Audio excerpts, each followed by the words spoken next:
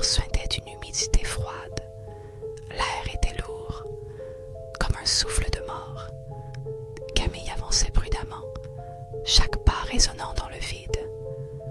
Soudain, un cri strident déchira le silence, résonnant dans les couloirs sombres. Elle se figea, une sueur glacée coulant le long de son dos. « C'est juste mon imagination », murmura-t-elle, mais une voix chuchotante, presque mélodieuse, lui répondit « Reste ici, pour toujours ». Le frisson d'effroi lui transperça la colonne vertébrale. Les ombres dansaient, glissant contre les murs, se moquant d'elle. Ses mains tremblaient, tandis qu'elle explorait une chambre abandonnée, les murs couverts de graffitis macabres.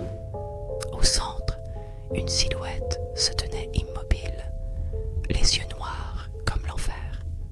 Camille voulut fuir, mais ses jambes restèrent enracinées au sol.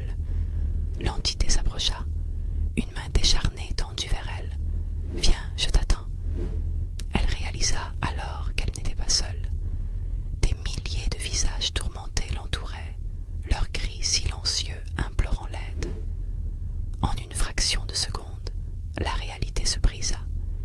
Camille disparut dans les ombres, engloutie, pour devenir une des voix perdues, piégée à jamais dans ce